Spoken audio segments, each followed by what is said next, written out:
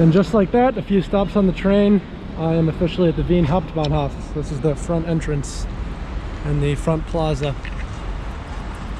I spent quite a bit of time here, my very first day in Austria, sleeping on those chairs, which was not ideal. I don't recommend it. Yeah, it's a train station.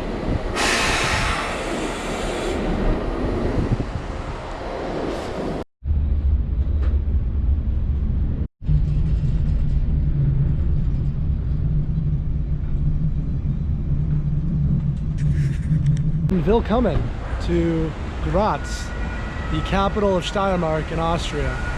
So right now, I am right outside of the Hauptbahnhof. There's this very futuristic looking building here. And I'm gonna try to walk all the way up there. If you can see, there's a castle. And that's one of the big attractions in Graz. Oh. Like I was saying before I was so rudely interrupted by that ambulance, I'm gonna be trying to go to, there's a castle up there on that hill. That's the big attraction in Graz, so hopefully it lives up to the hype. There's not a ton to do here in comparison to Vienna. It's a town of only about 200-some thousand people, so it's hopefully something I'll be able to knock out in one day, though the visibility today won't be great, so that's something to keep in mind as well, because it's a little rainy. Over to my left here is a church. It's got that nice Schönbrunn yellow. Don't know which church it is, but I'm sure I'll find out at some point on this trip. It's not the cathedral for sure, but the amorphous blue blob over there is the art museum for Graz. I don't know who decided to choose that architectural style, but it looks, well, looks like an art museum. And then right there is the Mur River, which is what runs through Graz. I think there was a lot of rainfall today, so it's going. And then over to my left is another church with more of a rounded top, which makes you wonder if it's another Greek Orthodox church. The overall design doesn't look like it, but I was right once, guessing based on the rounded top, so I'm tempted to guess again. I'm now standing in the Graz Hauptplatz, which, but for the huge number of tech stores and well-lit bakeries, could be taken right out of the 1800s in terms of the Renaissance style of the buildings. This thing in front of me must be some sort of government building. I surely don't know which one. And over there is a very interestingly designed Straßenbahn, so trolley or tram. But yeah, there are some food stalls over there I'm certainly going to check out, and yeah, that's about it from the Hauptplatz of Graz. Before I put too much of my stink on this room, I want to do a quick room tour. So this is the Best Western Plus in Graz. I'm paying for one night about $35, $40 I think, somewhere in that neighborhood. It's clearly a room designed for two people. There are two beds, two robes. Yeah, there's two towels in the bathroom, but overall the room is really nice. It's got the nice dark wood accents. There's a little closet area. And then there's a mini bar in here, but we don't touch the mini bar. It costs way too much money. There's some reading lights on the bed. And then in the bathroom, there's a nice tub, shower, toilet of course, and big mirror. So one thing that's different right now than usual is they usually have a sauna downstairs, but that's not operational, which I'm devastated about. But overall, quite a nice hotel. Oh, and a view, sorry. Of course I gotta show the view. Yeah. A nice view of the street below. My only complaint is it's a little far outside the center of the city. Probably about a 20-minute-ish walk, give or take, but that's, I think, worth it. Guten Morgen from Graz in the Steiermark. Last night, I walked around the downtown of the city, and I gotta tell you, excellent vibe going on in Graz. There were tons of people out and about, everyone keeping their social distance and mostly seated outside, but the city seemed really lively, it seemed really young, and in many ways I found it much nicer than Vienna for that reason. I mean, it's not quite so busy in a professional sense. It's much more, it appeared at least, much more social. And it's also much more manageable to just walk around because it's a much smaller city. So this morning I am heading over to the mountain with the castle on it, which is the big attraction in Graz. It's open 24/7 and it's only about 7:30 here, so I figure it's one of the only things I'll be able to actually access this morning. So the plan is to go there, hopefully shoot some great video, see all the little sights on top of the mountain, and then maybe head to a cafe there or two that's somewhere in that area, so in the Schloss Park. What's so prominently displayed on this plaza here has a lot to do with my initial good first impression of Graz. So if you look at the ground and you look up over there, you can see lots of tram lines coming together here. I'm a huge fan of trams in terms of city transportation, and it seems like they're the primary mode of getting around here in Graz. There's no subway, there are some buses, which you can see here, but tram is definitely king. Of course, all churches you see in Austria are working churches, but this has been the first one I've seen that hasn't been open for visitors, by which I mean people who aren't there for prayer. Based on the signage out front, at least, it looks like it's just used for Holy Mass. It's right on the main street. Right now I'm back where I was shooting last night, so I think you can see even better in the morning the extent to which this place is essentially the Renaissance version of colonial Williamsburg. Now you have to ignore, of course, the phones and the trolley stops and the trucks over here. This place has done a really nice job of maintaining that je ne sais quoi of the Renaissance. And this building ahead, I decided to look it up last night, is the city hall for the city of Graz. So Graz, as a capital of the Steiermark, has both a city hall and the state capitol building, which I will go see later. It also has a Red Bull F1 racing shop right there, which tempted me greatly, but the coats were over $100 a piece, and I unfortunately do not have that money. And then in the center of the whole thing is this fountain. So it's quite a nice Hauptplatz. And up there is where I'm trying to go. And that's the staircase that leads me to it, I hope. The beauty of walking in Graz, especially when you're going to this particular landmark, is that you can see it from pretty much anywhere in the city, so it's hard to miss. As far as getting up there, there's also a lift. I'll be walking though, as I usually do. I'm only about a third of the way up, but it already gives you a sense just how beautiful the skyline is.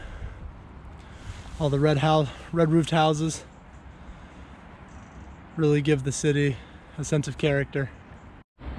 From this height you have a better view of two things. So the first is down there in the river. Right past the sign that says Schlossberg, you can see a metal complex. So that's actually an island in the middle of the river that's held there by the two bridges that connect either side. And I believe there's a cinema inside. The other thing you can see directly ahead, hopefully, is the art building for the city of Graz. It's a big blue blob that sort of looks like a pathogen, actually. So two very strange looking buildings that contrast quite a bit to the overall landscape of the city. After taking a somewhat roundabout way up, I've made it at least to the bottom of the fortifications for the castle. So up there I believe is the castle itself. But the views up here are incredible, and the castle itself looks like it will be an interesting place to explore as well. That was actually an unintentional pun. I did not mean to say as well as I walked up to it well. I wish I had intended it. But, yeah. This gazebo up ahead is called the Chinese Pavilion. It was built in 1890. So sometime around the mid to late 1800s, the Habsburg Empire got obsessed with the Far East. So you actually do see quite a bit of Chinese or Japanese influenced buildings. Both in Graz and in Vienna, but Yep, there's the city. Beautiful Graz. We got a great day for this. And then there's the clock tower, which is where I'm heading. And back over there is fortifications of the castle. So totally worth the climb up here, which was challenging, but definitely not impossible. So down there is where I just was. This is the castle. Truly, I pity the fool who would have tried to assault this castle back in the day. Walking up here with armor, it's just be impossible. I mean, I'm pretty tired, and I'm only wearing jeans. Technically not supposed to be in here because the museum is not open, and there's an entrance fee, but they left this gate unlocked, so I'm gonna call that their fault. Up past the castle is the beer garden. It seems like as good a time as any to point out that Steiermark is home to 3 of the bigger brands of Austrian beer, being Murauer, Puntigamer, and Gösser. So there's definitely a rich beer history in this region, but there's also a very famous wine history. So Schilker wines are super popular here, and they're actually considered some of the best wine in all of Austria. So you really can't go wrong with the alcohol in Steiermark. Up here is a part of the castle ruins that they now use as a forum for performances. So there's a stage up ahead. Looks like it would actually be a pretty cool place to see a show. At this spot on the castle, we are 123 meters over the main square and 475 over the Adriatic Sea. So quite high. Up here is just a little garden at the highest point. So not much to see, but still cool to know how high we are. Over in that direction you can see Graz is mostly surrounded by mountains. It gets sort of covered up because of the clouds over there, but it's a very scenic city. I've now descended all the way down to the clock tower. I'm trying to get on a side of it where we can actually see it. The sun's kind of bad here. And unfortunately, because of where the sun is right now, this is the best image we're going to get of it, but this is one of the big landmarks of Graz. Definitely. That pretty much hits all the main sites on the Schlossberg area. You can definitely spend a lot more time. You can definitely spend a lot more time there than I did. Just I'm in a little bit of a rush because I'm trying to get done before about 4:30 so I can get a bus back home. But yeah, I recommend coming up here. Partly because it's free, so why wouldn't you? And the other part is because it really was pretty amazing to see the city spread out like that, even ignoring all the interesting stuff you can actually see up here. So now I'm heading down into the city park. I'm gonna head to the cafe that I hope is open there and get some breakfast. People often say stuff like you're never more than about 5 feet from a spider. Well, in Austria, you're never more than, I'd guess, about 20 feet from a crucifixion. They love that stuff. Here we have a collection of statues that run up to this top of the hill where there's something called the, I guess it'd be Liberation Monument, would be the English translation, Befreiungsdenkmal. I don't know whose freedom it's supposed to represent, but looks like there are some numbers on it, so perhaps Holocaust survival. I think these are just apartment buildings, but I find them quite scenic. So this is the cafe on the edge of the park. Not too shabby.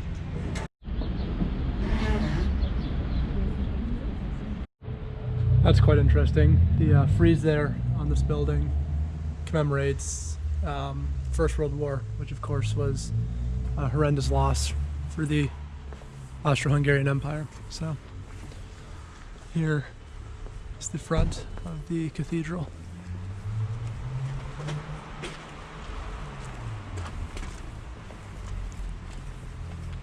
think. It's maybe not quite so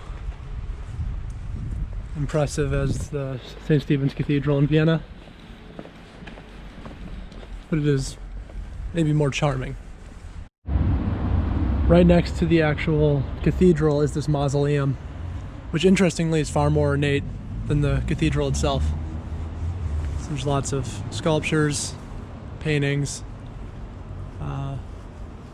Looks to be very Roman influenced, so if you can see in that picture, they have the SPQR in the upper left corner, so that's, can't remember the exact Latin, but it is Latin. It's an acronym. And then it says something about Caesar up there, also in Latin. This whole area is the, I guess you'd call it a state capital for the state of Steiermark, or Styria, as I've learned it's called in English. But since Graz is the capital, this is the Capitol building.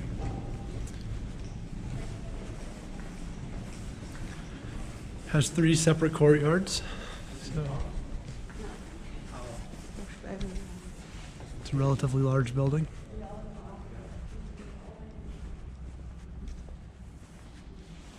Oh, this is strange.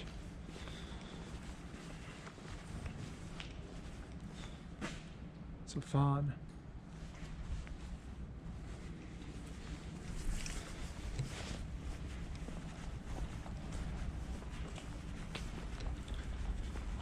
There's something boarded up well.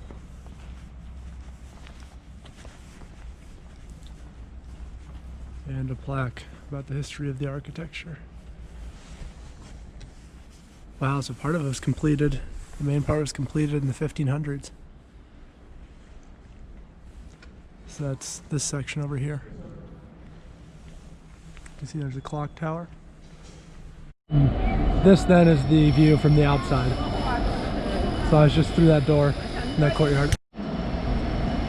I believe this is the Landeszeughaus, so it's the Styrian armory. Built very much in the same style as the Capitol because it's part of the same building.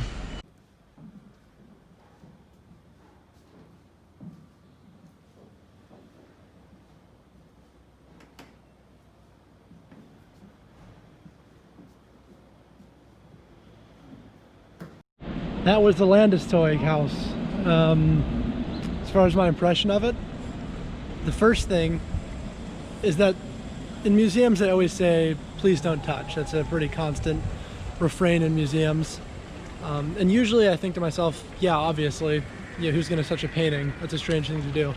That was the first museum I've been to where they actually needed that sign up because I wanted to touch everything, because it's just rows and rows of old-timey weapons, shields, armor, and things of that nature that just look like they need to be picked up and played with. I managed to resist that urge, but it was close. Other than that, it's a little pricey.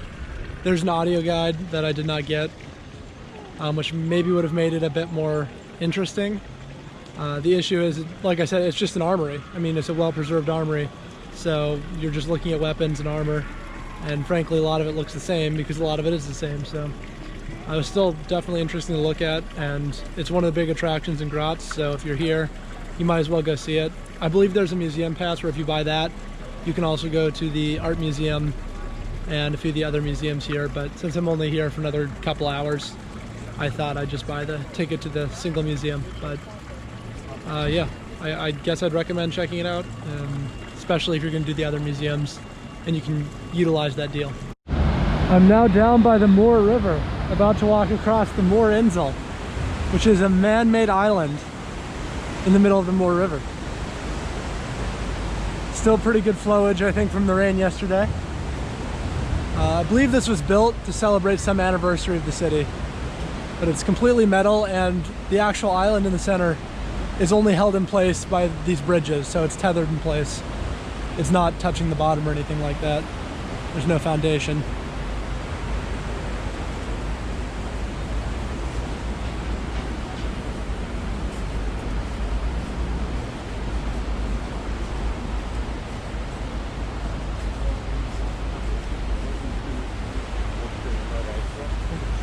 Show them. Yeah, it's quite an interesting design.